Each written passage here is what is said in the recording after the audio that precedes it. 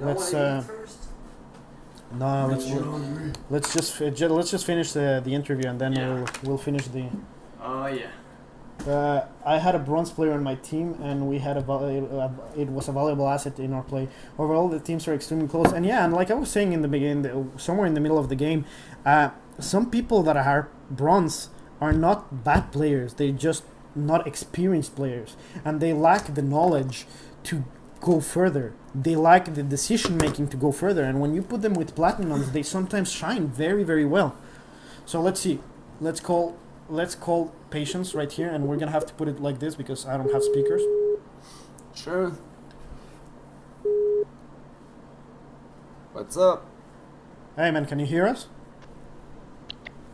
Hey, what's up? Ooh. Hey man.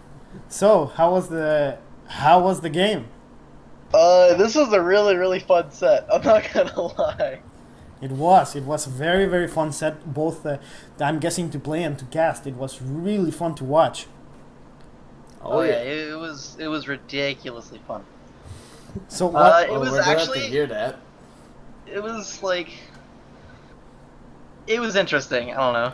Yeah, it was really interesting. Why don't you walk us through your ban phases, man?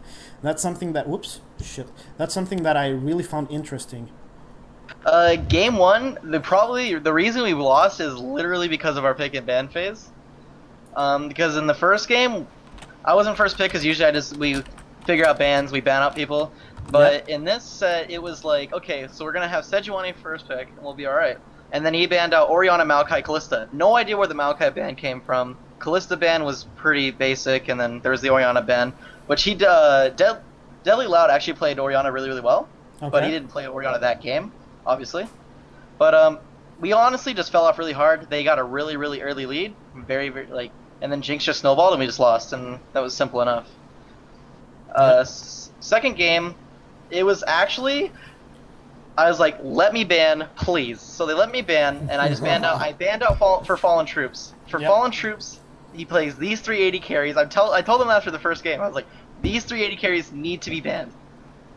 Yeah. Mario wanted to play Rengar. We told him no at first, and then he was like, okay, and then my baby was like, just play Rengar, it's fine, I'll play Vi. So we played with that. I honestly first picked Nidalee. I didn't say a word. No one on my team said anything. Just insta-lock Nidalee. I was going to play Nidalee. Okay. And I was actually tilting early on due to the fact that this LeBlanc was actually so good.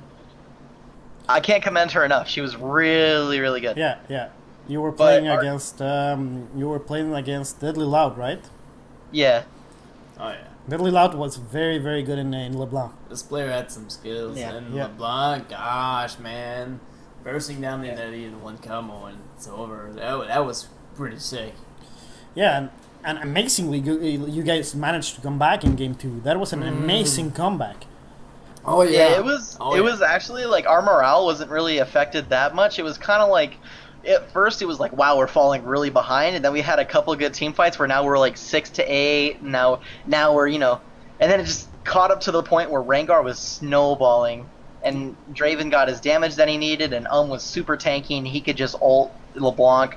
I was landing spears and healing as many people as I could during team fights, and it went really well for us. Yeah, there were some very, very good mechanical fights from both teams. Oh yeah. Throughout the whole series, throughout the whole set, it was very, very fun to watch the mechanical plays of this particular set. It was quite crazy. Yeah, I had a lot of fun. Honestly, okay, and then on to the third game. Yeah. It was like, all right, we're gonna ban this and this and this. So just ban the same 380 carries, and they banned. The funny thing is, they wasted a ban for the very reason that they banned Nidalee. Yeah. Because I literally just pulled Nidalee out of my ass. It was not decided. It was just, okay, Nidalee, let's go. Well, Nidalee cost them a lot because you had some very, very good spears, and that cost them like the comeback of the game begun because of like some very good poke from the whole team, including some Nidalee spears. Yeah, it was basically. It was fun to play Nidalee for once, and it's been a long time since she hasn't really been viable that much since the Runeblade patch. Yeah, exactly. So, but third game, Annie was available. I said, okay, I'll pick Annie. I was expecting Deadly Loud to pick Orianna because from the start of the set, I was like, he has 4 mastery on Orianna. He might play Orianna. Yeah. But he actually has a very diverse champion pool. I was actually really surprised about what his picks were. So I was like, plays- okay, so I'll play Annie, and then at level, I think it was level 2 or 3, I knew I got the first blood, and the moment I got the first blood at level 2 or 3, I knew I was gonna snowball the game, and it was just over.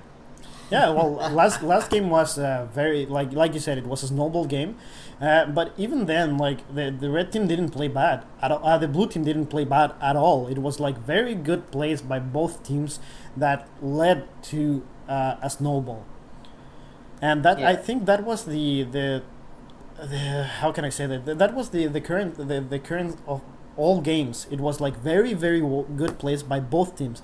It wasn't either team playing poorly. It was really the other team outplaying them and playing very well.